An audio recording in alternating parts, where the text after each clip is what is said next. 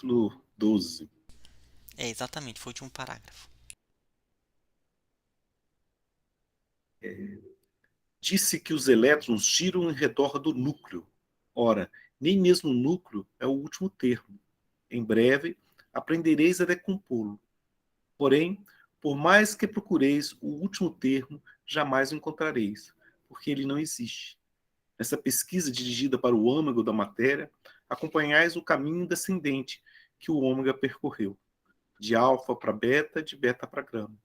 E tereis a encontrar beta, isto é, a energia da qual nasceu a matéria, e qual veremos regressar em seu caminho ascensional que o reconduz à beta. É interessante porque nessa época aí ainda não tinha as teorias de formação dos elementos menores ainda, como o próton, o nêutron, né? Como é que era formado o núcleo. O próprio interior do núcleo atômico, o conceito de nêutron ainda estava sendo formado. Né? Eles ainda não tinham exatamente ele estava sendo construído naquele momento. E, e o conceito de que o próton e o nêutron são feitos de coisas menores ainda, isso só vai ser uma teoria na década de 60, que é a teoria de física de partículas, em que há o conceito de quark. E o mais interessante é que se você pegar a massa, um próton, por exemplo, é feito dentro do modelo da atual física de partículas, é feito de 3 quarks. A massa de 3 quarks não dá a massa do próton. A massa que surge do próton é devido à energia de interação entre os quarks. E o próprio quark em si, também ninguém faz a mínima ideia do que seja. Né? Ou seja, nesse conceito aí já era bem claro com a teoria principalmente da equação do Einstein, E igual a mc quadrado, é, que a matéria era feita de energia é, concentrada dentro dela mesma. Então, por isso, tudo a ver com o conceito atual que a gente tem do que é formado a matéria. Né? Ela é energia concentrada no sentido de que, se você pegar um próton, ele é feito de elementos em que a soma deles não chega nenhum centésimo da massa do próton. E cadê o resto dos 99% da massa do próton? É a dinâmica entre esses quarks que estão presos dentro de si mesmo, dando a ideia, então, de massa. É interessante, Paulo Brito, você ter colocado esse ponto, né, da energia de interação. Então, porque aí pegou o, o próton, né? Aí vai observando, percebe que tem ainda uma estrutura ali de matéria, mas uma grande parte da massa já está na sua estrutura de energia. E é mais ou menos o que ele coloca aqui e que vai ficar mais claro ainda, né? Porque aqui o livro ele vai trabalhar com aspecto espiral, ele vai e retorna. Só que um plano mais acima, ainda vai ser apresentado essa estrutura cíclica do, do universo ligado com uma espiral. E depois ainda no meio da obra ele vai ligar com a ideia do vórtice, né, que essa espiral ainda ela vai estar em um nível acima que a ideia do vórtice. E o que acontece? Quando acontece esse processo, essa espiral, então como se o processo da evolução ela tivesse uma expansão e ali um período de retração e assim volta novamente a ascensão e essa retração. E daí vai sendo reconstruído a própria estrutura, né? Então, o que nós temos de matéria agora, ela vem de um processo que a energia ela vai se densificando, assim, e esse processo de ascensão e retração, aqui vai ficar bem claro que é um caminho dimensional. E ele vai usar esse termo mesmo, de dimensão. Então ele vai crescer dimensionalmente e vai retornar dimensionalmente como se estivesse reestruturando a sua organização. E vai crescer dimensionalmente. Então o que acontece? A matéria que nós temos, se vai entrando na sua estrutura mais íntima, é como se ela tivesse vindo da energia que foi se densificando na matéria e que depois vai retornar novamente à energia depois de seguir todo esse caminho da matéria, né, até chegar no urânio e ela se decompor em ondas eletromagnéticas, né, em raios gamas. Ah, e só para fechar, essa energia que foi se densificando, se tornando matéria, não era a energia eletromagnética, é como se fosse uma outra forma de organização que ali vai se densificando na matéria, e aí da matéria, quando retorna novamente para a energia, já está numa outra forma de organização ainda mais profunda, né, que são as ondas eletromagnéticas. Que é essa forma de energia como a gente conhece. Então, o que ele diz é isso. Se a pessoa fala assim, não, vamos encontrar a última partícula, não vai ter. Por quê? Porque se for a última partícula, vai chegar na energia dessa densificação, né? Então, a energia foi se densificando, começou a estruturar a matéria mais simples, mais leve e vai seguindo esse caminho da matéria para novamente retornar a dimensão beta, que é a energia. Então era esse ponto aí que queria acrescentar. Eu me lembrei de uma coisa que eu ouvi do meu um cunhado meu já falecido e ele era bem já faleceu idoso já faz um tempo. E eles são do começo lá do espiritismo, bem lá no início do espiritismo, aqui no Brasil, no começo era aquelas turmas todas, conheciam e tudo. E ele contava que quando ele era bem cético, quando ele era mais jovem, ele foi numa reunião de materialização. E que nessa reunião de materialização apareceu um índio e ele não acreditava nesse índio, ele não acreditava que aquilo ali era uma materialização, ele estava em dúvida, e ele ficou, e o índio parou na frente dele e ele em dúvida de quem era aquela figura, tipo assim, ele ficou, será que surgiu? Esse cara veio da onde? Ele, só um minutinho. Diva, a gente perdeu Ele seu. surgiu da, oh, desculpe, ele surgiu da onde? E aí ficou pensando. Aí disse que o índio chegou, pegou no peito dele, assim, ele tava com a camisa, o índio puxou a camisa dele e tirou a camisa dele, assim, mas a camisa ficou intacta. É como se tivesse, assim, desmaterializado assim, ele desfez a camisa e fez a camisa, a energia, né, da camisa, foi e voltou. E aí ele ficou sem roupa, esse meu cunhado ficou sem roupa e a camisa estava intacta para ele vestir. E assim, esse meu cunhado era muito, muito, assim, ele foi pro Saibaba, viu as coisas. Então ele gostava dessas coisas mesmo, e eu acreditava nele, assim. Porque às vezes você fica meio na dúvida e tudo. E ele não, eu tenho que. Eu só acredito se me provarem. Mas isso lá nos anos 40 que aconteceu, anos 50. Esse negócio aí da camisa sair da frente e aparecer, ela é interessante porque tem muito a ver com isso que o Ismael acabou de falar da dimensão, sabe? É igual você pensar assim, imagina que você existe alguns sites aí falando sobre a Planolândia, que é muito legal. Né? Você vive em duas dimensões. Né? E o sujeito só tem noção das duas dimensões, não tem noção da terceira dimensão espacial.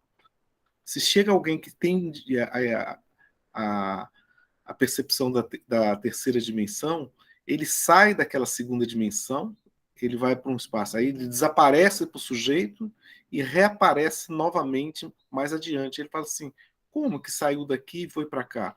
Ela se desmaterializou e materializou de novo, ou ela passou por uma dimensão que eu não percebo e apareceu do outro lado? São coisas diferentes, né? Você não precisa desmaterializar. É bem que são coisas diferentes, mas para sua percepção é aquilo, né? É, Você simplesmente desapareceu, mas não é porque você se desmaterializou, é que você não tem mais aquela percepção. E você reaparece mais adiante. Então, se você imaginar que é uma formiga, que você tem noção de 2 dimensões, se a formiga voadora sai, para outra formiga, uai, ela desapareceu. Aí ela pousa mais adiante, uai, você apareceu aqui, o que aconteceu com você? Não, eu fui para uma terceira dimensão. Não, isso não existe. Não, existe, eu percebo ela. Né? Assim como esses aí trabalham em dimensões que a gente não tem percepção. Pelo menos O que, alguns de nós aham, sim, outros não, né? aham. O que ele achou interessante foi porque ele ficou, né? Ele não entrou, ele só ficou sem blusa e sem a camisa, e a camisa saiu, e aí a camisa estava, né? A camisa saiu do corpo dele, né? É como se Entendi. alguém chegasse, puxasse, né, do seu corpo a sua camisa agora e tirasse ela e você vestisse ela depois de novo. Ele continua ali, engraçado. É, interessante isso, né? E você falou outra coisa, Ismael, que eu nunca parei para pensar nisso, que a energia que formou a matéria é de natureza diferente da energia eletromagnética. Eu nunca tinha parado para pensar nisso, sabe? Isso, isso estou processando aqui na minha cabeça. Interessante isso. Né? Isso como hipótese, ele vai apresentar aqui, né? Então, é algo que a gente fica pensando mesmo, porque quando ela retorna em uma organização mais complexa, né? Devido a esse processo de retorno, então ela retorna de uma maneira diferente a sua organização. E acontece como a nossa vida, né? Então, às vezes, a gente tem uma experiência, por exemplo, a gente está numa cidade, aí vai para uma outra cidade fazer um trabalho e depois volta para a cidade. Claro que aquela experiência na outra cidade, a gente volta com novas experiências, com novas informações e vivências que fazem com que na cidade agora a gente tenha uma percepção diferente. Então é mais ou menos isso. Quando ele retorna para a organização de energia, é diferente do que antes da densificação. Você deu um exemplo assim, supimpa, viu? Eu lembro de uma aluna nossa, sabe aquelas experiências de Ciências Sem Fronteira? Então, ela sempre morou aqui em Planaltina. A Planaltina, para quem não sabe, é uma cidade satélite aqui do Distrito Federal, uns 40 quilômetros do plano piloto. E ela sempre morou ali. Como o campus que eu e o Ismael trabalhamos é lá em Planaltina, essa aluna, então, ela teve a oportunidade de passar 1 ano e meio nos Estados Unidos. Ela nunca tinha viajado para fora, né? E, de repente, ela deu a experiência de passar 1 ano e meio nos Estados Unidos. Né? E quando ela retornou, uma das primeiras coisas, quando ela falou assim, professor, eu estou achando tudo muito estranho. O quê? Aí eu até falei assim, você está achando estranho que as pessoas estão agindo do mesmo jeito que agia antes, né? Falei assim, é isso mesmo. E você agora está percebendo um mundo diferente, né? É isso mesmo. É, você veio agora num novo patamar, né? Você está percebendo coisas, é, vendo coisas que antes você não percebia. Estava tudo aí, você só não percebia, né? E, ou seja, uma nova organização mental, como você mesmo disse, né? É interessante. Eu falei assim, como é que você sabe disso? Eu já passei por essa experiência. E quando eu retornei, foi assim, que fantástico, né? É Né, interessante. e isso que o Paulo está falando é bem interessante, né? Porque a gente fala muito em transição, em mudança, esperando que a coisa ao redor se modifique, né? Na verdade, é a nossa percepção que tem que alcançar o que sempre, como o Paulo falou, sempre existiu, a gente que nunca se deu conta. Então, eu penso muito isso quando a gente fala em transição planetária, que a Terra vai mudar. Na verdade, a Terra não vai mudar. Nós é que vamos nos modificar e perceber coisas que a gente nunca percebeu antes, que sempre fizeram parte desse orbe, mas que a gente nunca deu a mínima. Isso é tão interessante porque você tem... Eu lembro uma vez fazendo uma atividade numa escola em que o diretor me falou assim: eu vou te mostrar a coisa mais bonita que tem aqui na escola. Aí ele deu a volta no fundo da escola e mostrou uma rosa murcha. Olha que beleza. Eu não entendi o que ele queria dizer com aquilo, né? Aí ele olhou para mim e falou assim: você não entendeu, né? Eu falei assim: não. Então, essa rosa morreu no pé. Ninguém arrancou essa rosa. Era a organização da escola estava de tal maneira que os jovens não degradavam mais o jardim, né? Eles cuidavam do jardim, né? Aí ele mostrou: olha lá quem está aguando as plantas da escola. Eram os próprios jovens, era uma escola de ensino médio, sabe? E ele falou assim: essa que é a beleza, né? E aí eu comecei a ver beleza em coisas que antes eu não percebia, né? Na árvore torta do cerrado, quando você olha uma árvore torta do cerrado, quando você percebe qual é a beleza que tem por detrás, poxa, não tem árvore mais bonita que a árvore do cerrado, toda torta. Não sei vocês, quem não mora no cerrado não tem essa experiência que a gente tem aqui de ver a beleza das árvores tortas do cerrado. E isso me chama a atenção para outra coisa, né, que também se conversa muito, se fala muito, é aquela coisa de eu ainda preciso evoluir, eu ainda sinto isso ou aquilo, a humanidade tem que evoluir. E, na verdade, é uma percepção tão simples que é só abrir o olho. Então, muitas vezes, nas nossas reuniões, eu falo: olha, gente, isso, e que a gente tem que evoluir, tem que crescer, tem que aprender, é correto. Mas isso não pode ser a desculpa para você justificar o seu erro, justificar que você não abriu o olho.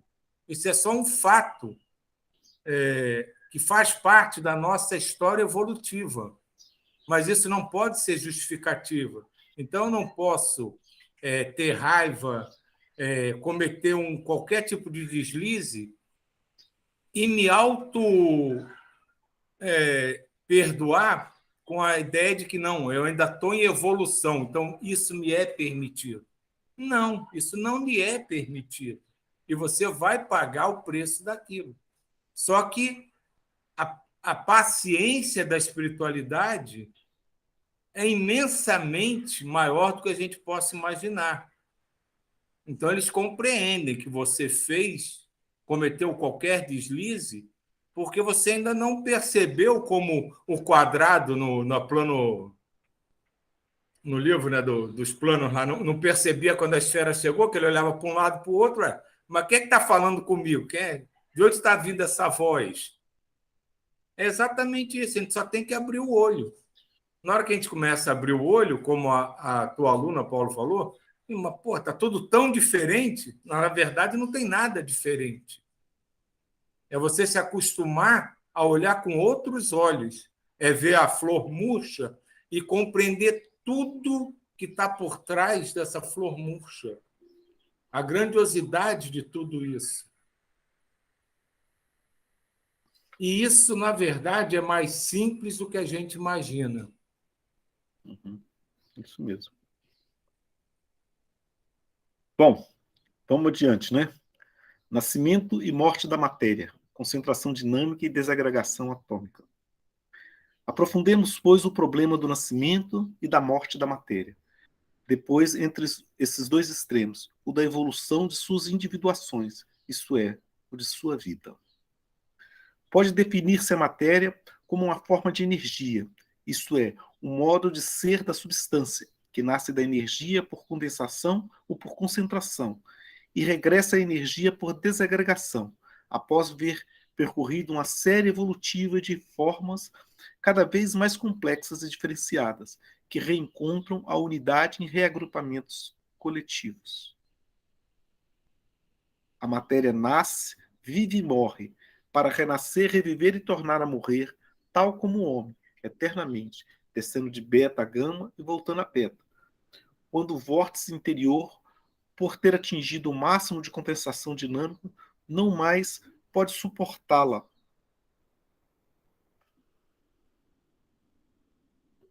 E se quebra. Assistamos, então, ao fenômeno da desagregação da matéria, que chamais radioatividade, própria dos corpos velhos, com peso atômico maior, seu máximo de condensação. Assim, um átomo representa uma quantidade enorme. Para mim, uma mina de energia condensada, que podereis libertar, perturbando o equilíbrio interno do sistema núcleo-eletrônico do átomo. O significado da palavra condensação só pode ser compreendido se reduzirmos a energia à sua expressão mais simples. Isto é, isso também vale para a substância, o movimento. Condensação de energia é expressão demasiadamente sensória. É melhor dizer concentração de energia. Por isso significa aceleração de movimento de velocidade. Veremos melhor essa essência do fenômeno no estudo do íntimo mecanismo do transformismo fenomênico.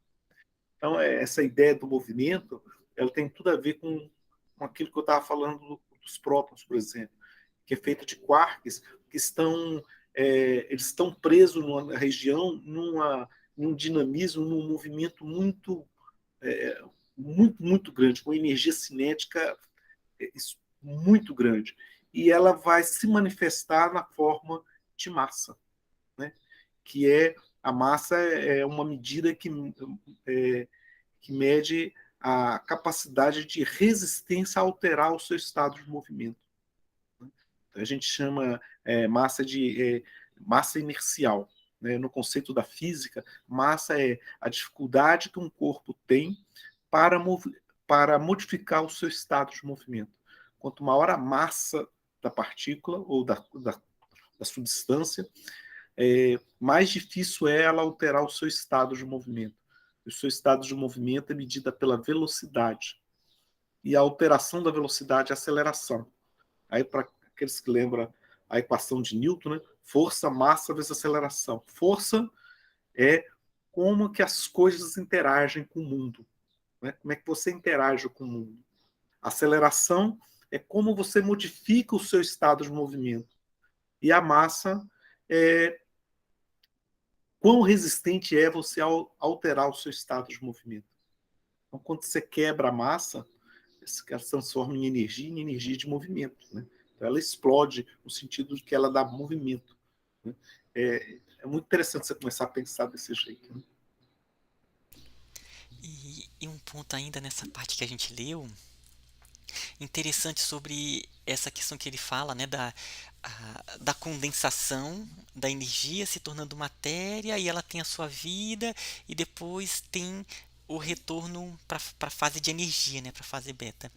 E primeiro ele fala, né, que seria interessante chamar concentração, né, ou seja, a concentração, se a gente, por exemplo, pega a massa e vai deixando ela em um espaço, em um volume cada vez menor, é como se a gente estivesse aumentando essa concentração da massa, né? A energia também, se você pega a energia e vai concentrando ela em uma estrutura cada vez menor, ou seja, como se ela estivesse girando em uma estrutura interna ali, ela vai aumentando essa concentração e vai se tornando a massa.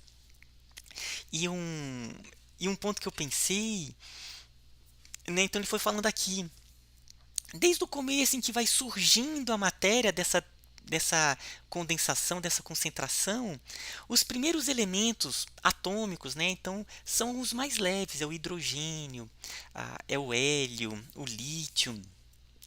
E a gente percebe que são esses elementos que são os que mais formam moléculas, né? Então, por exemplo, o hidrogênio, o oxigênio, o carbono, o nitrogênio tem uma estrutura assim que é muito fácil ela se ligar. E à medida que vai ficando mais densa na estrutura atômica, é cada vez mais difícil, até que chega no momento em que ela já está tão pesada que ela começa a se desintegrar. E aí a gente faz uma ligação com a vida, né? Então, quando surge uma criança, aquela energia, querendo aprender tudo e corre para lá, sobe em árvore e quer brincar e quer conhecer, e à medida que vai passando a sua vida, né, vai passando pelas fases da vida, começa a chegar na fase mais velha, aonde o movimento vai diminuindo, não quer mais, não tem tamanha abertura para aprender coisas novas, e é como se ela já tivesse sentindo que está chegando o momento da sua transformação, né? Que seria a morte, que na verdade é só uma transição para uma nova forma de organização. E acontece isso com a matéria, né? Então ela vai ficando densa, chega num ponto que ela começa a se desintegrar em radioatividade. Então, na vida a gente percebe esse aspecto também.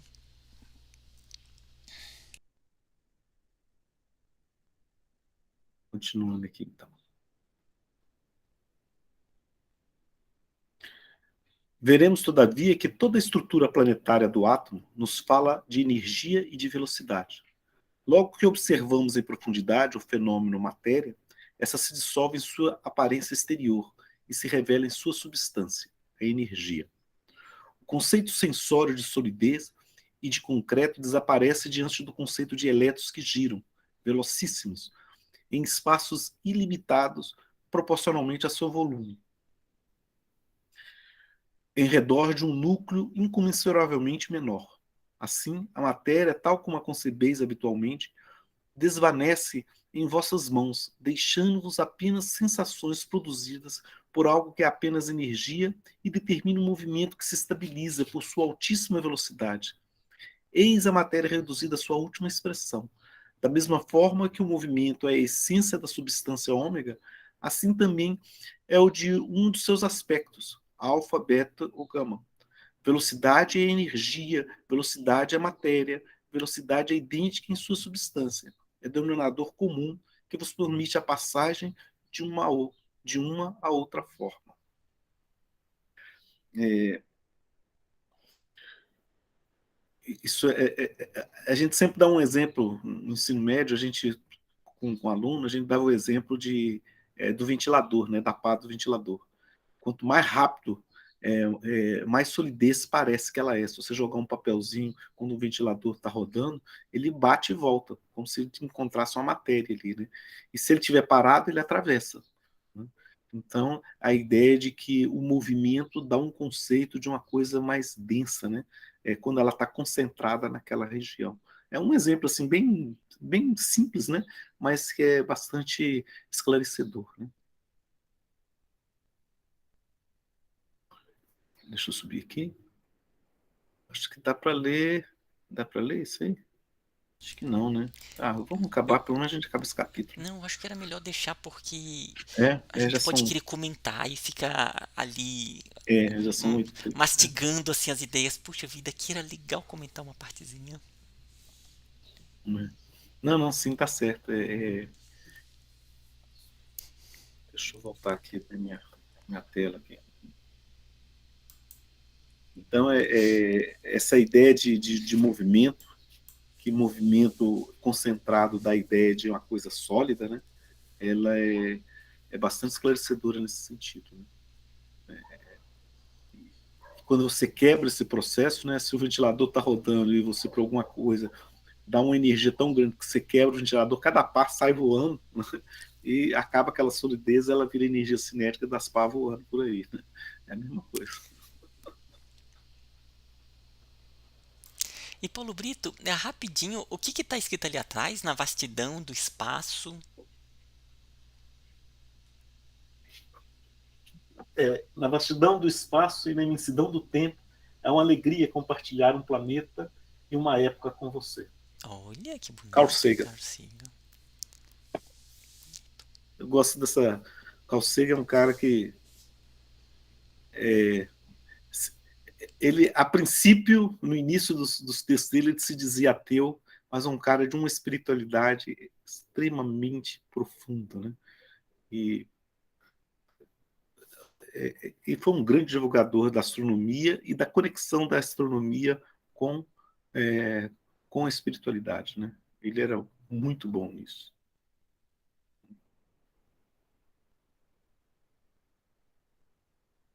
Então, tá aí, é um prazer eu estar compartilhando com vocês esta época. Eu assino embaixo. E eu acho muito bom ter encontrado vocês. Estou achando fantástico esse grupo, isso tudo. Tira uma foto, Paulo, para a gente. Ah, sim, eu mando no grupo. Que aqui, acho que a minha câmera, eu vim aqui para cima da minha casa, que agora eu estou começando a conseguir caminhar. Eu tinha criado um espaçozinho mais zen aqui para esse tipo de reunião. É mais isolado. Então vamos para a segunda parte, né?